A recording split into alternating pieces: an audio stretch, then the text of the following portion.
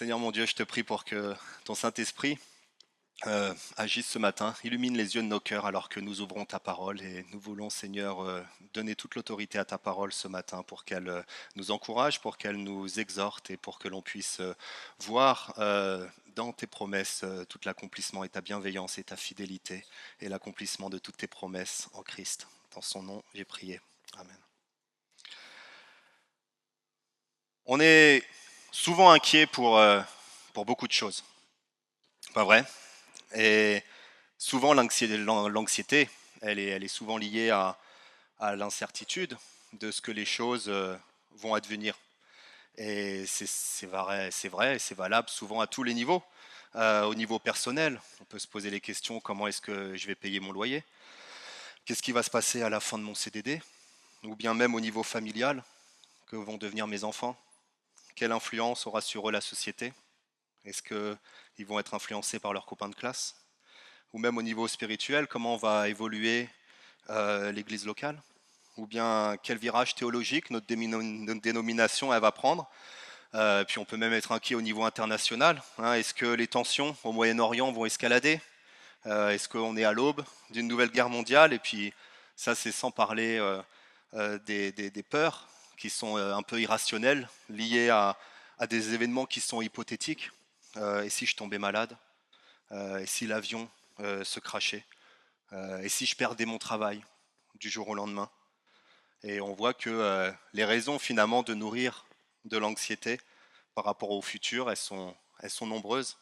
Et la question qu'on est tenté de se poser à ce moment-là, c'est Dieu est-il présent au milieu des incertitudes? Et pour répondre à cette question-là, on va revenir en arrière dans le temps et on va laisser une histoire nous enseigner un point qui est fondamental. Et ce point, c'est la bienveillance et la fidélité de l'Éternel ne s'épuisent pas, elles s'étendent de génération en génération. La bienveillance et la fidélité de l'Éternel ne s'épuisent pas, elles s'étendent de génération en génération. Et donc mon objectif ce matin pour vous, Église du Mets-sur-Seine, c'est de vous encourager à voir dans ces histoires, dans ces parties narratives de l'Ancien Testament, que Dieu fait des promesses. Il tient ses promesses, il accomplit son œuvre de rédemption et il nous appelle à vivre en conséquence. Donc Dieu fait des promesses, il tient ses promesses, il accomplit son œuvre de rédemption et il nous appelle à vivre en conséquence. Et on va voir ça dans le chapitre 24 de la Genèse. Et donc le temps que vous ouvriez vos Bibles, si vous êtes nouveau ici parmi nous, si c'est la première fois que vous venez dans cette église-là et que vous n'avez pas de Bible, simplement levez la main et quelqu'un vous distribuera une Bible. On en aura besoin parce que la seule autorité qu'on a ici dans cette église, elle vient de la parole de Dieu. Et donc ouvrez vos Bibles et laissez-la ouverte au chapitre 24 de la Genèse parce qu'on fera des allers-retours tout au long de ce message dans ce chapitre. Donc, ce chapitre, il fait figure un peu de transition dans le récit de la Genèse. Et l'auteur qui a écrit ces chapitres-là, que l'on pense être Moïse, il prend du temps à nous décrire cette histoire-là. Donc on va faire simplement un rapide survol de la Genèse en quelques moments clés pour bien comprendre où est-ce qu'on en est au chapitre 24. Donc Genèse 1 et 2. Premier, ouverture de la Bible. Dieu crée un monde. Dieu crée un monde parfait par sa parole. Il crée Adam, il crée Ève, il les marie et ils vivent dans une relation parfaite. Parfaite entre eux, parfaite avec Dieu. Genèse 3, le péché rentre dans le monde, détruisant cette relation et cet accès à Dieu et à sa présence. Mais Dieu fait une promesse. Un jour, de la descendance d'Ève, viendra quelqu'un qui écrasera et vaincra le péché et rétablira cette relation parfaite avec le Père, celle pour laquelle l'homme a été créé. Et le début de la Genèse, finalement, il s'attache à suivre cette lignée, cette descendance. Et le lecteur, finalement, au fur et à mesure et au fil de sa lecture, il se pose la question, est-ce que c'est lui? Est-ce que c'est lui le Rédempteur promis? Est-ce que c'est lui le fils de la promesse qui vient de la descendance d'Ève pour régler le problème de Genèse 3 et du péché? Est-ce que c'est Abel? Il est assassiné. Est-ce que c'est Noé? On le retrouve ivre dans sa tente. Puis vient Abraham. Et Dieu conclut avec lui une promesse, une alliance. Avec trois promesses à la clé pour cette alliance avec Abraham. Si vous tournez les pages à Genèse 12, quelques pages avant, et si vous allez dans Genèse 12, vous avez les promesses que Dieu fait à Abraham. Tournez avec moi Genèse 12, verset 1. Il lui promet un pays. Va-t'en de ton pays, de ta patrie et de la maison de ton père, dans le pays que je te montrerai. Il lui promet aussi une descendance. Verset 2. Je ferai de toi une grande nation et je te bénirai. Je rendrai ton nom grand et tu seras une source de bénédiction. Et il lui promet d'être une bénédiction pour toutes les nations. Verset 3. Je bénirai ceux qui te béniront et je maudirai ceux qui te maudiront. Et toutes les familles de la terre seront bénies en toi. Un pays, une descendance et une bénédiction pour les nations. C'est les trois promesses que Dieu fait à Abraham. Et Dieu choisit Abraham à ce moment-là pour être l'agent de l'accomplissement de ses promesses. Ce sera au travers de lui et de sa famille que viendra la résolution du problème de Genèse 3. Une restauration un peu du dessein original de Dieu. Et donc l'histoire d'Abraham, elle est assez mouvementée. On ne va pas s'attarder dessus, il est testé dans sa foi, mais il conçoit un fils, Isaac, le fils de la promesse. Mais il reste à ce moment-là toujours étranger dans la terre qui lui a été promise. Sarah, la femme d'Abraham, meurt au chapitre 23, juste avant notre chapitre. Et qu'est-ce qu'on fait de ceux qui meurent et qui n'ont pas de chez eux? C'est pour ça que le chapitre 23, il s'attarde sur la longue négociation entre Abraham et un homme, un habitant local, Ephron, qui conclut finalement à l'achat d'un champ et d'une grotte pour enterrer Sarah.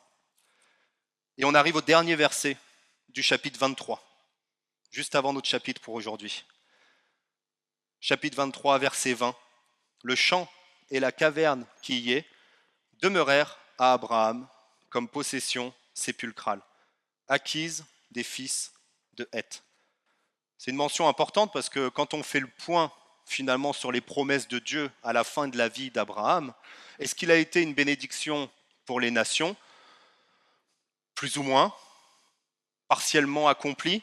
Certains rois étrangers ont fait alliance avec Abraham, comme Abimelech ou alors le mystérieux Melchisédek. Est-ce qu'il a eu une descendance? Oui, ça a été accompli au travers de son fils Isaac. Est-ce qu'il a une terre et un pays? Eh bien maintenant, il a un petit lopin de terre, un petit lopin de la terre promise qu'il vient d'acquérir légalement pour y enterrer sa femme. C'est un bon début. Et c'est là finalement que commence le chapitre 24. Et regardez comment commence le chapitre 24 au verset 1.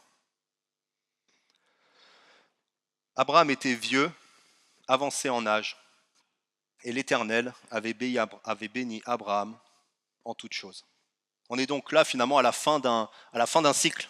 Sarah est morte, Abraham est vieux, et les promesses de Dieu sont partiellement accomplies. Qu'est-ce qui va se passer? Quid de Isaac? Et donc l'auteur, avant de passer au cycle d'Isaac, il veut régler quelques détails. Alors il le fait par des funérailles au chapitre 23 et par un mariage au chapitre 24. Et on va parcourir ce long chapitre, le plus long chapitre de la Genèse d'ailleurs, ce qui est assez surprenant pour un passage qu'on peut qualifier finalement de transitoire. On voit que la vie des patriarches, elle a duré assez longtemps. Abraham, il a vécu 175 ans.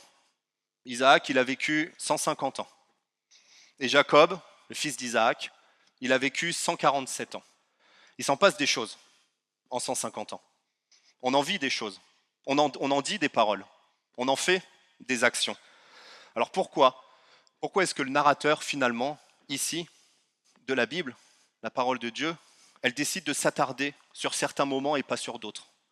Parmi les milliers de mots qu'a prononcé Abraham, parmi les milliers d'actions qu'il a fait, pourquoi est-ce qu'il décide de consacrer tout ce long passage, et le plus long d'ailleurs de la Genèse, à ce moment-là, qui est clé? Donc je pense que quand le narrateur décrit quelque chose, quand on a quelque chose dans notre parole et dans la Bible qui est un événement précis, une apparence, un vêtement, un lieu, je pense que rien n'est laissé au hasard et on ferait bien d'y prêter attention justement. Donc pourquoi tant de versets dans ce chapitre? Eh bien, parcourons-le ensemble et on va en dégager des leçons qui, je l'espère, seront pertinentes pour nous aujourd'hui, au fur et à mesure du développement de cette histoire et de cette intrigue. Donc j'ai choisi 3 points pour structurer le message ce matin. 3 points. 1, un serviteur fidèle. 2, une candidate appropriée. Et 3, un mariage réconfortant.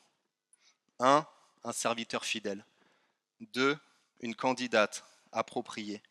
Et 3, un mariage réconfortant. Un serviteur fidèle. Verset 2 du chapitre 24.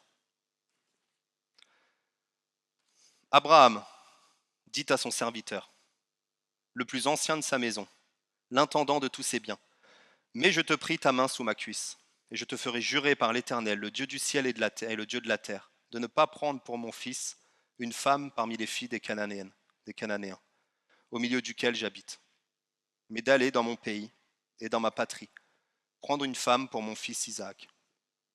Le serviteur lui répondit, peut-être la femme ne voudra-t-elle pas me suivre dans ce pays-ci? Devrais-je mener ton fils dans le pays d'où tu es sorti? Abraham lui dit, garde-toi d'y mener mon fils. L'Éternel, le Dieu du ciel, qui m'a fait sortir de la maison de mon père et de ma patrie, qui m'a parlé, qui m'a juré en disant, je donnerai ce pays à ta postérité, lui-même enverra son ange devant toi. Et c'est de là que tu prendras une femme pour mon fils. Si la femme ne veut pas te suivre, tu seras dégagé de ce serment que je te fais faire. Seulement tu n'y mèneras pas mon fils. Le serviteur mit sa main sous la cuisse d'Abraham, son seigneur, et lui jura d'observer ces choses. Ce serviteur-là, on ne connaît pas son nom. On ne nous le dit pas. Peut-être que c'est Eliezer qui est mentionné au chapitre 15. Mais apparemment, les événements qui se sont déroulés au chapitre 15, ils arrivent 50, 60 ans plus tard. Donc on ne sait pas trop. On ne sait pas, on ne se connaît pas. Peut-être c'est son fils, peut-être c'est quelqu'un d'autre. Et je pense que le fait qu'il ne soit pas nommé, je pense que c'est intentionnel. Et je pense que ça permet d'accentuer justement son trait de caractère. Le narrateur, il ne souhaite pas ici qu'on s'attarde sur son nom, mais sur sa fidélité envers Abraham. Il est celui, on le voit, qui administre tous ses biens. C'est une personne de confiance. Et son serment envers Abraham et la manière après dont il exécute toutes les instructions qui lui ont été données dans la suite du récit, ça nous prouve aussi sa fidélité. Et je pense qu'on a déjà là même un premier point d'application pour nous. On n'est peut-être pas connu, mais notre fidélité, elle compte. Nous aussi, on fait partie du plan de Dieu dans l'histoire du salut. Comment? En œuvrant pour la sainteté et la pureté de l'Église locale. Notre nom, il apparaît peut-être pas parmi les grands théologiens de ce siècle. Quand on va mourir, on ne fera peut-être pas la une des journaux et des réseaux sociaux comme John MacArthur la semaine dernière. Mais dans le rassemblement d'une réunion de prière, dans l'intimité d'un groupe de maison, quand chacun œuvre pour l'application de la parole de Dieu à la vie de l'Église, pour encourager, pour exhorter, pour édifier, pour équiper les frères et sœurs à suivre Christ, vous êtes à ce moment-là un serviteur fidèle. Et Dieu le voit, et il utilise toutes ces petites actions, fidèles, dans son grand plan souverain de sanctifier son peuple par sa parole. Et donc on a ce serviteur qui est là, sur le départ, verset 10. Le serviteur prit des chameaux, parmi les chameaux de son seigneur, et il partit, ayant à sa disposition tous les biens de son seigneur. Il se leva et alla en Mésopotamie, à la ville de Nachor. Il fit reposer les chameaux sur leurs genoux hors de la ville, près d'un puits, au temps du soir, au temps où sortent celles qui vont puiser de l'eau. Et il dit, Éternel, Dieu de mon Seigneur Abraham, fais-moi, je te prie, rencontrer aujourd'hui ce que je désire et use de bonté envers mon Seigneur Abraham. Voici, je me tiens près de la source d'eau, et les filles des gens de la ville vont sortir pour puiser de l'eau. Que la jeune fille à laquelle je dirai, penche ta cruche, je te prie, pour que je boive et qui répondra, bois, et je donnerai aussi à boire à tes chameaux, soit celle que tu as destinée à ton serviteur Isaac. Et par là, je connaîtrai que tu uses de bonté envers mon Seigneur. Donc il part. Il part et il arrive. Et qu'est-ce qu'il fait en premier? Quels sont les premiers mots qui sortent de sa bouche? Une prière. On peut se demander où est-ce que ce serviteur il a appris à prier ainsi finalement, à faire confiance au Dieu de ce maître. Il l'a appris d'Abraham, bien sûr. D'ailleurs, il le dit au verset 12. Éternel, Dieu de mon Seigneur Abraham. Le Dieu auquel il s'adresse, ce n'est pas une divinité locale. Le Dieu auquel il s'adresse, ce n'est pas une force impersonnelle. Non, c'est le Dieu d'Abraham, celui qui a fait une alliance avec lui, avec Abraham, et dont Abraham a dû maintes fois lui parler finalement. D'ailleurs, au verset 3, on a déjà un peu une idée de la transmission de la foi d'Abraham à sa maisonnée. Abraham, quand il décrit Dieu à son serviteur, il le décrit au verset 3 comme l'Éternel, le Dieu du ciel et le Dieu de la terre. Le serviteur, il a été exposé à un modèle de foi et de prière en la personne d'Abraham. Alors je vais m'adresser aux parents ce matin parmi nous. Parents, est-ce que vous modélisez une prière d'adoration? Est-ce que vous modélisez une prière de repentance? Est-ce que vous modélisez une prière de reconnaissance? Est-ce que vous modélisez une prière de supplication devant vos enfants? Est-ce que vous priez non seulement pour eux, mais est-ce que vous priez aussi avec eux? Dieu, il utilise les moyens ordinaires, tels que le culte familial, pour sauver les âmes, mais aussi transformer des vies à l'image de Christ. Il y a un célèbre missionnaire écossais qui s'appelle John Paton.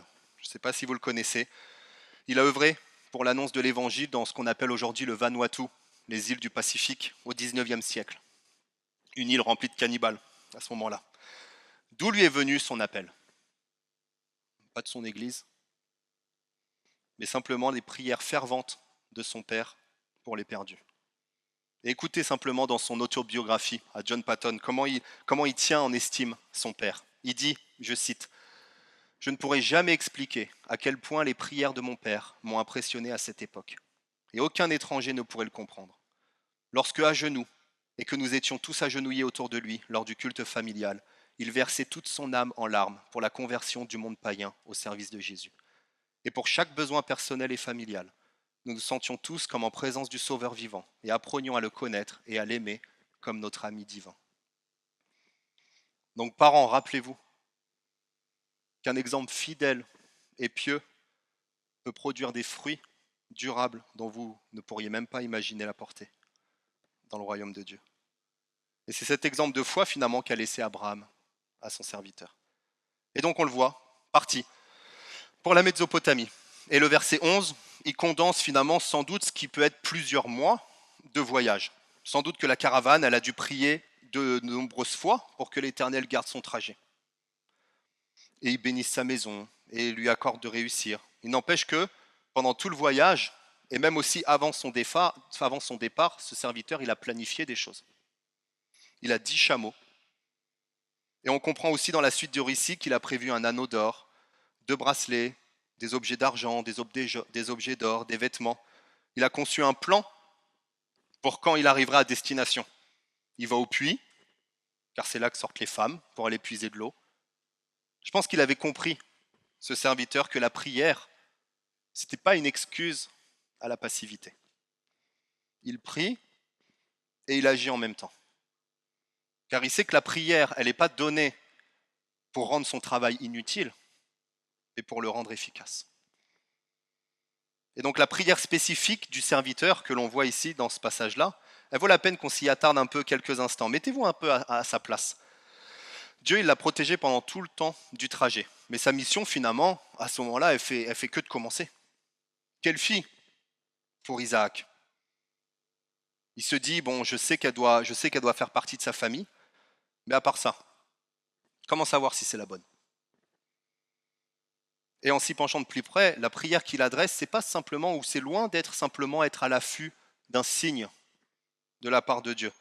Contrairement, vous savez, au signe que demande Gédéon dans le livre des Juges, qui traduit surtout un doute et un manque de foi, parce que Dieu a déjà révélé sa parole à Gédéon. Et Dieu est gracieux et il est patient envers lui. Non, là, sa prière au serviteur, ça révèle une approche déjà bien réfléchie finalement de la situation. Il se dit, ok, elle doit être plutôt courageuse. Elle doit être forte, elle doit être solide, parce qu'il y a un long voyage qui l'attend pour rentrer derrière. Il ne faut pas qu'elle soit fainéante. Parce que mon maître, il a beaucoup de biens qu'elle sera amenée à gérer. Il faut aussi qu'elle soit serviable et hospitalière, avec un cœur compatissant. Ok, bah, je vais aller au puits, et puis comme les actions valent mieux que les paroles, ben, je vais demander à ce qu'elle me serve de l'eau. Mais par politesse, tout le monde pourrait accepter. Donc si elle sert de l'eau pour moi, mais aussi pour mes serviteurs, mais aussi pour mes chameaux, bon alors là c'est bon. C'est sûr, c'est elle. Ok. Comment ne pas appliquer ce passage? Spécifiquement pour le choix d'un conjoint. Je pense qu'il existe une différence entre demander un signe et agir selon des critères bibliques.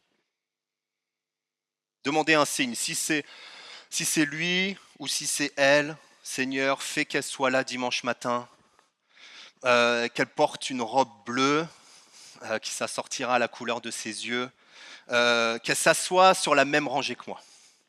Et là, dimanche matin, c'est pas elle qui vient, mais ou lui, on ne sait pas, mais c'est ses parents.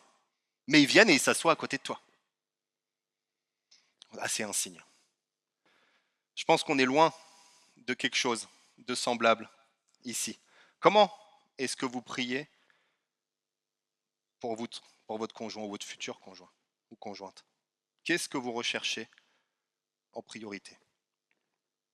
Je pense que la démarche de ce serviteur, elle nous est utile. Qu'il ou elle soit chrétien ou chrétienne, qui démontre un amour pour le Seigneur, qui se traduit aussi par un amour pour son Église, qu'on puisse voir en elle ou en lui les évidences d'une vie transformée, les fruits de l'Esprit. Est-ce que c'est une personne qui me fera davantage ressembler à Jésus ou non? Bon ben, si c'est oui, comme le serviteur d'Abraham, bon ben, c'est sûr c'est elle ou c'est lui. Donc le serviteur, il aborde dans la situation, finalement, il est dans une double position. Il s'attend à l'action de l'Éternel, à la fois dans la prière, mais aussi dans l'action. Et ça va l'amener à rencontrer Rebecca. Et c'est notre deuxième point, une candidate appropriée. Verset 15. Il n'avait pas encore fini de parler, que sortit sa cruche sur l'épaule Rebecca, née de Bethuel, fils de Milca, femme de Nachor, frère d'Abraham. C'était une jeune fille, très belle de figure. Elle était vierge, et aucun homme ne l'avait connue. Elle descendit à la source, remplit sa cruche et remonta. Le serviteur courut au-devant d'elle et dit : Laisse-moi boire, je te prie, un peu d'eau de ta cruche. Elle répondit : Bois, mon seigneur. Et elle s'empressa d'abaisser sa cruche sur sa main et de lui donner à boire. Quand elle eut achevé de lui donner à boire, elle dit : Je puiserai aussi pour tes chameaux, jusqu'à ce qu'ils aient assez bu. Et elle s'empressa de vider sa cruche dans l'abreuvoir. Elle courut encore au puits pour puiser, et elle puisa pour tous les chameaux. L'homme la regardait avec étonnement, et sans rien dire, pour voir si l'Éternel faisait réussir son voyage ou non. Quand les chameaux eurent fini de boire, l'homme prit un anneau d'or, du poids d'un demi-cycle et 2 bracelets, du poids de 10 cycles d'or. Et il dit : De qui es-tu la fille ? Dis-le-moi, je te prie. Y a-t-il dans la maison de ton père de la place pour passer la nuit ? Elle répondit : Je suis la fille de Bethuel, fils de Milca et de Nachor. Elle lui dit encore : Il y a chez nous de la paille et du fourrage en abondance, et aussi de la place pour passer la nuit. Alors l'homme s'inclina et se prosterna devant l'Éternel, en disant : Béni soit l'Éternel, le Dieu de mon Seigneur Abraham, qui n'a pas renoncé à sa miséricorde et à sa fidélité envers mon Seigneur. Moi-même, l'Éternel m'a conduit à la maison des frères de mon Seigneur. La jeune fille courut raconter ces choses à la maison de sa mère. À peine il avait terminé de prier, que voici Rebecca. Mais lui, le serviteur, il ne le sait pas. Le narrateur, lui, nous donne cette information-là, dès le début, parce qu'on est extérieur à l'action. Mais le serviteur, lui, il n'a reçu que le commandement d'aller chercher pour Isaac une femme du pays de la patrie d'Abraham.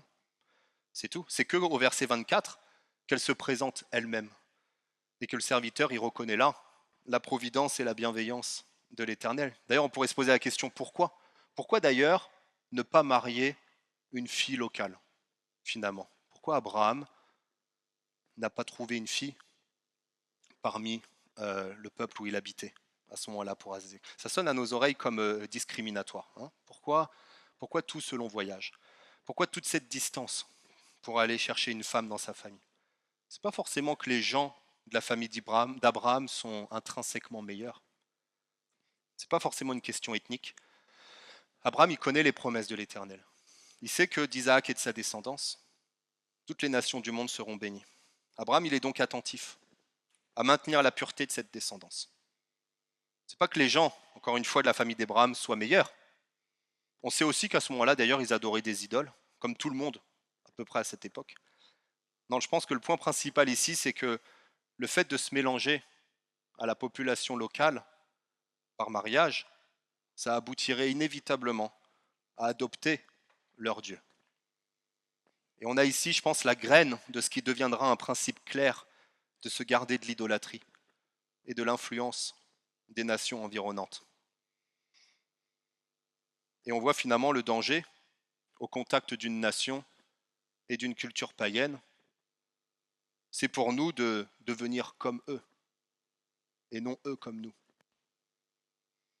On n'influence pas le monde, mais le monde nous influence. Peut-être même est-ce que c'est ce qui se passe déjà pour toi en ce moment même. Peut-être que tu as tendance à te faire happer par la culture dans laquelle tu évolues. Imaginons que tu sois collégien, ou alors lycéen, ou étudiant. Est-ce que les gens autour de toi influencent la manière dont tu utilises ton temps? Est-ce que tu commences à parler comme eux? Est-ce que dans ton lieu de travail, tu subis la pression d'utiliser ton argent de la même manière que tous tes collègues? Est-ce que c'est déjà le cas? Est-ce que ça a déjà commencé? Dieu, il est préoccupé par le fait que son peuple soit distinct, et on le voit dans son passage, qu'il vive différemment. C'est ce à quoi l'Église elle est appelée. L'Église, c'est un rassemblement de gens de toute race, de toute origine, de tout rang social, qui a été purifié par le sang de Jésus. Et nous avons été rachetés pour vivre ensemble, et pas seulement individuellement, mais collectivement, une vie renouvelée et distincte du monde. C'est pour ça que le Nouveau Testament, vous voyez, il adresse le sujet à plusieurs reprises de la discipline d'Église, quand nos vies sont davantage conformes à ce monde qu'à l'obéissance à Jésus, que la profession de foi que l'on fait de mener une vie distincte, elle est plus visible, et que le péché et le compromis caractérisent la vie d'un membre de l'Église. Dieu a mis en place ce moyen de grâce, cet avertissement, cette opération de secours finalement, qui consiste à nous avertir les uns les autres afin de vivre une vie qui est contre-culturelle, qui est radicale pour la gloire de Dieu. Alors, trois manières, juste en termes d'application, trois manières de vivre une vie distincte. Trois manières de vivre une vie distincte pour nous ce matin. Un, donner la priorité à l'église locale. Ne mettez pas l'église locale en périphérie de votre vie, mais au centre. Parce que c'est le lieu que Dieu a choisi pour vous faire grandir dans la foi. Il n'existe pas de catégorie dans la Bible pour un chrétien sans église locale. Il n'existe pas. Deux, soyez intentionnels dans le discipulat. Les hommes avec les hommes, les femmes avec les femmes. Pourquoi ne pas prendre un temps pour choisir une personne et s'encourager mutuellement dans la foi? Mais ça peut prendre plusieurs formes. La discussion de la prédication pendant la semaine, parcourir un livre de la Bible ensemble. Et pour ceux qui sont plus matures spirituellement, cela relève même de votre responsabilité de former les autres à suivre Christ. Donc donnez la priorité à l'église locale, soyez intentionnels dans le discipulat. Et trois, avertissez-vous les uns les autres. Est-ce que par exemple vous aimez assez votre frère et sœur pour l'avertir si sa vie ne démontre pas une obéissance à Jésus sur des commandements qui sont explicites de la parole, tels que s'engager par exemple dans une relation avec un non-chrétien? Abraham, lui, on voit, il avait le souci de conserver un peuple fidèle et pur au Seigneur. Et Rebecca, elle apparaît comme étant cette candidate appropriée. Non seulement elle correspond à tous les critères de sa prière, de par son hospitalité, son courage, son initiative, sa ténacité. Elle puise de l'eau pour tous les chameaux.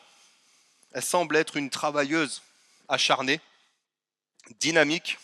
On voit ça parce qu'elle est le sujet finalement d'action, elle est le sujet de plusieurs verbes d'action. En quelques versets, on nous dit qu'elle s'empresse, elle court, elle puise, elle descend à la source. Donc on peut peut-être s'imaginer la scène comme simplement venir avec un seau, elle vient, elle prend le seau, elle se baisse, elle puise de l'eau, elle lui donne, mais bon, moi je vis dans un pays où il y a des chameaux. Et un chameau, ça boit à peu près 150 litres d'eau quand ça a soif. Donc on imagine, imaginons elle a une cruche qui fait à peu près 10 litres, c'est déjà une belle cruche. Euh, et donc on voit que 10 litres, ok, ça veut dire que finalement elle va faire 15 cruches à peu près pour un chameau. Donc on parle à peu près de 150 allers-retours et puis on nous dit qu'elle descend pour aller au puits. Donc l'eau pour puiser, elle est sans doute pas juste à côté d'elle. Je pense qu'il faut descendre en contrebas, remonter.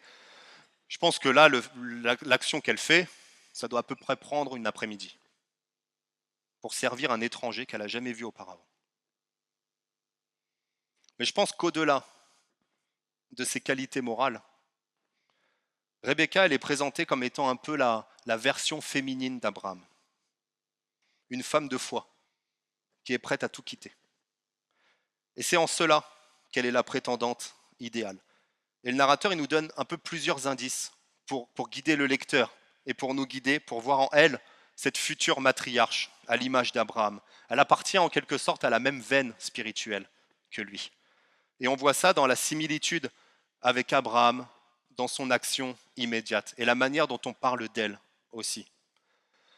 Abraham, il est dépeint dans la Genèse comme un homme ayant une foi agissante, une foi une obéissance qui est immédiate. On voit ça dans le livre de la Genèse. Quand il reçoit l'ordre de circoncire les mâles de son foyer, il le fait, la Bible nous dit, le jour même. Quand il reçoit l'ordre d'envoyer Agar et Ismaël, il le fait, il y a écrit, de bon matin, le lendemain. Quand il reçoit l'ordre de sacrifier son fils Isaac, il se prépare de bon matin, encore une fois. Donc apparemment, on voit ce souci d'une obéissance immédiate. Il a même été transmis à son serviteur, parce qu'il est prêt à repartir aussitôt Rebecca trouvée. Regardez au verset 54, si on va un peu plus loin au verset 54. Après quoi ils mangèrent et burent, lui et les gens qui étaient avec lui, et ils passèrent la nuit. Le matin, quand ils furent levés, le serviteur dit « Laissez-moi retourner vers mon Seigneur ». Le frère et la mère dirent « Que la jeune fille reste avec nous quelque temps, encore une dizaine de jours. Ensuite tu partiras ». Il leur répondit « Ne me retardez pas, puisque l'Éternel a fait réussir mon voyage, laissez-moi partir et que j'aille vers mon Seigneur. » Donc là, on voit le frère de Rebecca, lui, s'appelle Laban. Et lui, il est dépeint comme étant l'opposé de sa sœur. Lui, il accueille le serviteur uniquement après avoir remarqué les cadeaux qu'on a fait à sa sœur, les cadeaux de valeur. Revenons au verset 29. Regardez verset 29. Rebecca avait un frère, nommé Laban. Et Laban courut dehors vers l'homme, près de la source. Il avait vu l'anneau et les bracelets aux mains de sa sœur. Et il avait entendu les paroles de Rebecca, sa sœur, disant « Ainsi m'a parlé l'homme ». Il vint donc à cet homme, qui se tenait auprès des chameaux, vers la source, et il dit « Viens, béni de l'Éternel, pourquoi resterais-tu dehors? J'ai préparé la maison et une place pour les chameaux. » L'homme arriva à la maison. Laban fit décharger les chameaux, et il donna de la paille et du fourrage aux chameaux, et de l'eau pour laver les pieds de l'homme et les pieds des gens qui étaient avec lui. Puis il lui servit à manger. Mais il dit « Je ne mangerai point avant d'avoir dit ce que j'ai à dire. » « Parle, dit Laban. On voit que Laban, lui, il agit de manière intéressée. Je donne parce que je peux recevoir en retour. Et ça se confirme dans la suite du récit, quand le serviteur il se présente et il explique toute l'histoire. Moi, j'ai un maître, et ce maître-là, il est riche. Et il m'a demandé et il m'a envoyé pour trouver une femme pour son fils. Et Laban, lui, c'est un peu comme Picsou, il y a des dollars qui commencent à venir dans ses yeux quand le serviteur il lui raconte l'histoire. Il commence à dire ouh, c'est bon, c'est bien ça. Et donc, c'est pas étonnant de voir comment il réagit. Le serviteur il réexplique toute l'histoire. Et après, verset 50, comment il réagit? Laban et Bethuel répondirent C'est de l'Éternel que la chose vient. Nous ne pouvons te parler ni en mal, ni en bien. Oui, bien sûr, ça m'arrange. Si ça vient de l'Éternel, hein, si ça vient de Dieu, on ne peut pas aller contre. Hein. Et après, il lui dit, hein, verset 53, le serviteur sortit des objets d'argent.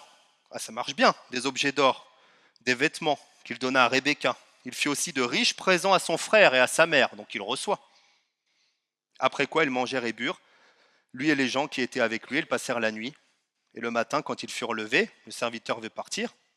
Et verset 55, il dit que la jeune fille reste avec nous quelque temps, une dizaine de jours, hein, reste un peu avec nous. Allez, viens, reste un peu. C'est que le début. On voit qu'il agit de manière cupide, égoïste, intéressé. Laban, lui, il voit la providence et la souveraineté de l'Éternel comme un moyen de s'enrichir. Et d'ailleurs, quand Jacob viendra le voir des années plus tard, il refera la même chose. Donc frères et sœurs, faites attention. Que la souveraineté et la bienveillance de l'Éternel ne soient jamais un moyen de servir vos propres intérêts. Arrêtez de jouer au loto. Arrêtez les jeux à gratter. Si vous gagnez, est-ce que c'est en dehors de la souveraineté de Dieu? Non. Mais en essayant d'accumuler des richesses sur le dos des autres, vous vous placez dans la lignée spirituelle de Laban. 2 Thessaloniciens 3,8, nous n'avons mangé gratuitement le pain de personne, mais dans le labeur et dans la peine, nous avons travaillé nuit et jour pour n'être à charge à aucun de vous. L'héritage spirituel d'Abraham, il se situe ailleurs que dans les richesses matérielles. Et c'est ce qui caractérise Rebecca. Revenons à elle. Sa similarité avec Abraham, elle est évidente lorsqu'elle est prête à partir avec le serviteur. Verset 57. Alors ils répondirent, appelons la jeune fille et consultons-la. Ils appelèrent donc Rebecca et lui dirent, veux-tu aller avec cet homme? Elle répondit, j'irai. Ils laissèrent partir Rebecca, leur sœur et sa nourrice, avec le serviteur d'Abraham et ses gens. Ils bénirent Rebecca et lui dirent, ô notre sœur, puisses-tu devenir des milliers de myriades, et que ta postérité possède la porte de ses ennemis. Donc quand Laban et sa famille demandent à Rebecca si elle veut partir avec cet homme, c'est pas est-ce que tu es d'accord pour partir? C'est plutôt est-ce que tu veux partir maintenant? Parce qu'ils veulent la retenir pendant plusieurs jours. Et sa réponse est oui, oui, maintenant. Dieu l'appelle, elle obéit, comme Abraham. Et les mots de son frère au verset 60, ils reprennent finalement un peu les termes de l'alliance qu'on a pu voir entre Dieu et Abraham. Et ces mots-là, c'est intéressant parce qu'ils sortent de la bouche de Laban. Et en fait, les paroles de Laban, elles le dépassent un peu. Il touche ici quelque chose sans même en avoir conscience. Sa sœur, elle est placée au centre des promesses de Dieu, de manière un peu inattendue, providentielle, et lui, il ne le voit même pas. Je pense qu'il ne faut rien laisser, frères et sœurs, entraver votre marche avec le Seigneur. Les richesses et le confort matériel se révèlent souvent comme un piège qui nous attache à la vie de ce monde-là. Mais suivre Christ, c'est un trajet de non-retour, comme pour Rebecca. Ça veut dire qu'elle était prête à tout quitter pour le suivre. Si quelqu'un veut venir après moi, qu'il renonce à lui-même, qu'il se charge de sa croix et qu'il me suive, dit Jésus. C'est tout ou rien, la vie avec Jésus, et c'est maintenant. Parce que ça en vaut le coup. Et ça, c'est notre dernier point, un mariage réconfortant. Verset 61. Rebecca se leva avec ses servantes. Elles montèrent sur les chameaux et suivirent l'homme. Le serviteur emmena Rebecca et partit. Cependant, Isaac était revenu du puits de Lacaïroï, je ne sais pas trop comment on prononce, et il habitait dans le pays du Midi. Un soir qu'Isaac était sorti pour méditer dans les champs, il leva les yeux et regarda. Et voici, des chameaux arrivaient. Rebecca leva aussi les yeux, vit Isaac et descendit de son chameau. Elle dit au serviteur, qui est cet homme qui vient dans les champs à notre rencontre? Et le serviteur répondit, c'est mon Seigneur. Alors elle prit son voile et se couvrit. Le serviteur raconta à Isaac toutes les choses qu'il avait faites. Isaac conduisit Rebecca dans la tente de Sarah, sa mère. Il prit Rebecca, qui devint sa femme, et il l'aima. Ainsi fut consolé Isaac après avoir perdu sa mère. Ce qu'on voit, c'est que ce mariage, au bout du compte, ce n'est pas le résultat de la fidélité du serviteur. Ce n'est pas le résultat de la volonté de Rebecca de partir, ou alors de l'acceptation de Laban de la laisser aller. Non, ce mariage, c'est le résultat de la bienveillance et de la fidélité de l'Éternel. Revenez au verset 12. Regardez au verset 12.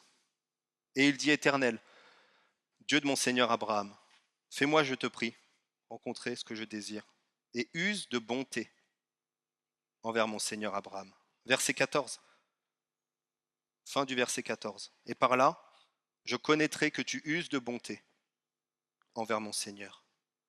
Verset 27.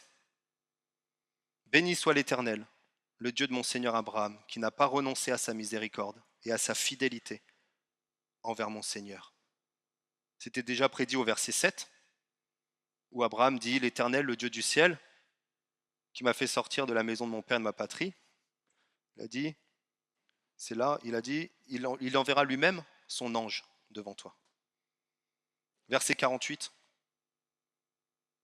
Serviteur, je me suis incliné, prosterné devant l'Éternel, et j'ai béni l'Éternel, le Dieu de mon Seigneur Abraham, qui m'a conduit fidèlement. Verset 56. Ne me retardez pas, puisque l'Éternel a fait réussir mon voyage. Donc vous avez vu comment, au milieu des circonstances finalement, au milieu des incertitudes, au milieu des oppositions, la main de l'Éternel est à l'œuvre.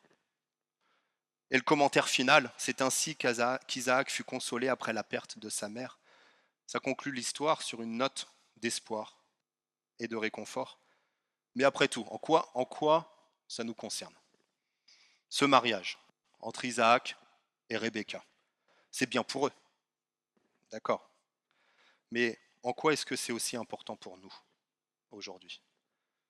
Et en fait, on a ici, je pense, la première scène qu'on pourrait appeler une sorte de scène type qui se répétera. Vous savez, quand on commence à raconter une histoire et qu'on met ensemble des éléments. Et dans la culture que l'on a, commune, eh ben, on sait déjà un peu comment ça va finir. Hein, ça peut être un film et on regarde un western et on sait à peu près comment ça va déjà finir. Parce qu'on connaît déjà un peu tous les éléments de l'histoire, tous les éléments de la trame narrative, on la connaît déjà. Et on sait, ben là c'est un peu pareil. On a finalement le début d'un schéma qui va se répéter.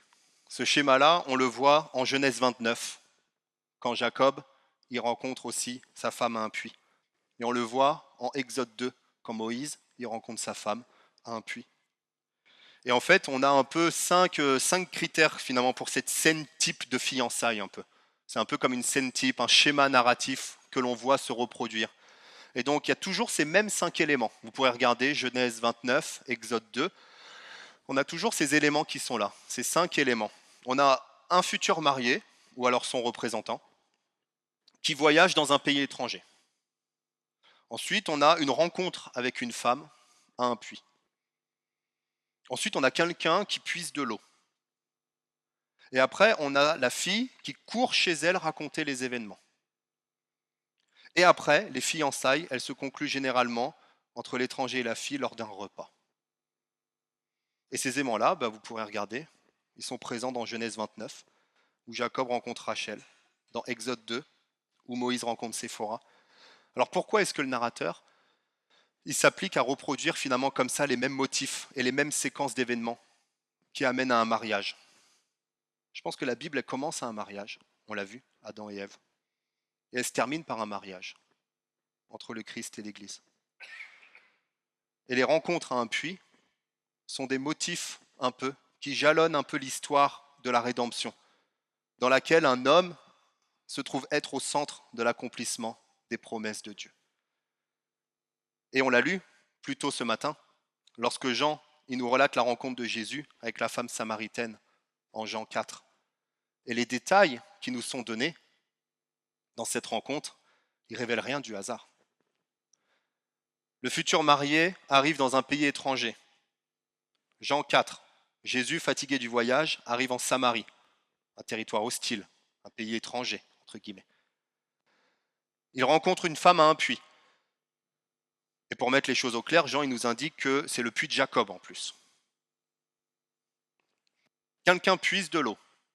Il y a une femme samaritaine qui arrive et qui puise de l'eau. Il y a une fille qui court raconter chez elle les événements. La samaritaine, elle retourne chez elle pour tout raconter aux gens. Et on a un repas de fiançailles et là, ça s'arrête. Et c'est quoi la réaction des disciples? Si on regarde en Jean 4, parce que les disciples, ils connaissent tout ça. Ils connaissent cette histoire-là. Et qu'est-ce qu'ils se disent quand ils voient Jésus avec cette femme samaritaine? Ils sont étonnés qu'il parle avec elle. Et ils connaissent ce schéma en disant je sais comment ça se finit tout ça, là, cette histoire-là, j'ai déjà lu. Ça se finit par un mariage. Jésus va quand même pas se marier avec la samaritaine. Et donc, qu'est-ce qu'ils font? 4, verset 33 ou verset 31. Jean 4, verset 31, pendant ces temps, les disciples le pressaient de manger, disant, Rabbi, mange.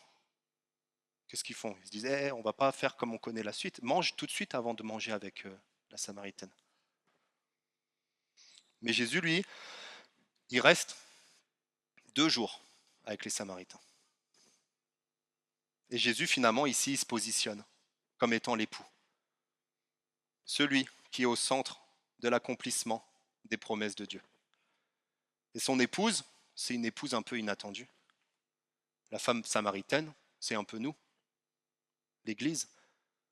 Et les païens, comme nous, ils sont inclus dans les noces de l'agneau. C'est ce qu'on a lu aussi ce matin, Apocalypse 19. Un jour, les noces de l'agneau, on se réjouira, on sera dans l'allégresse, on donnera gloire à Jésus, on participera au festin dans la cité céleste. Apocalypse 19. Heureux ceux qui sont invités au festin des noces de l'agneau. Et Rebecca, ici, finalement, elle nous enseigne comment est-ce qu'on peut prendre part et devenir l'épouse du Christ. Il y a un commentateur qui a dit, on a pensé à elle avant qu'elle ne le sache. Et elle a été choisie alors qu'elle ne connaissait pas l'existence de son époux. Tel est notre cas. Choisi en Christ avant la fondation du monde. Éphésiens 1. Le Saint-Esprit envoyé par le Père nous a rapprochés de Jésus. Et alors que nous voyageons dans cette vie, il nous prépare à la rencontre de notre Sauveur. Et le serviteur, il a dû cheminer avec Rebecca pendant tout le trajet du retour, sans doute la préparant à aimer et à vivre avec son futur mari. Et un jour, nous serons avec Jésus. Mais par quel mérite? Sur quelle base est-ce qu'on est autorisé à participer au festin et au mariage? Jésus s'est révélé à la femme samaritaine comme étant le Christ. Il dit, celui qui boira de l'eau que je lui donnerai n'aura jamais soif. Et l'eau que je lui donnerai deviendra en lui une source d'eau qui jaillira jusque dans la vie éternelle. Donc le salut, la vie éternelle, c'est avant tout un cadeau de Dieu, une grâce qui nous a faite, alors que nous n'en étions pas dignes. Donc si tu es là ce matin et que tu ne connais pas Jésus, est-ce que tu es prêt à le rencontrer? La Bible a dit que nous sommes par nature des objets de la colère de Dieu, méritant rien d'autre que son jugement à cause de nos péchés. Nous avons été chassés de sa présence, comme Adam en Genèse 3. Mais Jésus, il est venu dans le monde pour être le parfait accomplissement de toutes les promesses de Dieu, y compris celles faites à Abraham. Il est celui qui descend d'Abraham pour bénir les nations et nous faire revenir dans la présence de Dieu, du Père qui nous a créés. Et quand Jésus il est mort à la croix, Dieu il a puni notre péché sur lui. Et nous sommes justifiés. Quand Dieu nous voit, il ne nous voit plus en tant que pécheurs, il nous voit en tant que justes. Il a rétabli le fossé qui nous séparait de sa présence pour quiconque croit et se repent. Dieu ne tient plus compte de ce péché, mais il les a déjà jugés à la croix. Et sa résurrection, elle est là pour démontrer que le sacrifice de Jésus, il est suffisant. Il a vaincu la mort pour nous donner sa vie. Est-ce que tu es prêt à rencontrer ton Sauveur? Repens-toi et crois. Et Abraham et Sarah, Isaac et Rebecca, eux, ils sont félicités pour leur attente dans la foi que Dieu agisse selon ses promesses. Dans Hébreux 11, il dit, c'est par la foi qu'Abraham a obéi lorsque Dieu l'a appelé et qu'il est parti pour le pays qu'il devait recevoir en héritage, et il est parti sans savoir où il allait. C'est par la foi qu'il est venu s'installer dans le pays promis comme dans un pays étranger. Il y a habité sous des tentes, ainsi qu'Isaac et Jacob, les co-héritiers de la même promesse. Car il attendait la cité qui a de solides fondations, celle dont Dieu est l'architecte et le constructeur. Et nous aussi, on attend cette cité céleste. Apocalypse 21, 2 à 4. Je vis descendre du ciel d'auprès de Dieu la ville sainte, la nouvelle Jérusalem, préparée comme une mariée qui s'est faite belle pour son époux. J'entendis une voix forte venant du ciel qui disait, voici le tabernacle de Dieu parmi les hommes, il habitera avec eux, ils seront son peuple et Dieu lui-même sera avec eux. Il essuiera toute larme de leurs yeux. La mort ne sera plus et il n'y aura plus ni deuil, ni cri, ni douleur, car ce qui existait avant a disparu. Donc frères et sœurs, Genèse 24 nous enseigne que les promesses de Dieu, elles n'ont pas expiré à la mort de Sarah et d'Abraham. Sa bienveillance et sa fidélité, elles s'étendent de génération en génération. Et elles se sont accomplies en Christ. Et par lui, par la foi, nous attendons le moment où nous aussi, nous célébrerons le mariage parfait. Alors pourquoi s'inquiéter? On connaît la fin de l'histoire. On sait comment ça va se finir. Fixons les yeux sur Jésus, car sa bienveillance et sa fidélité ne sont pas épuisées. Il a promis d'être avec nous durant tout le temps de notre chemin ici-bas sur terre. La cité céleste qui nous attend, elle vaut tous les sacrifices du monde, car le sacrifice de Jésus nous y a donné l'accès. Prions ensemble.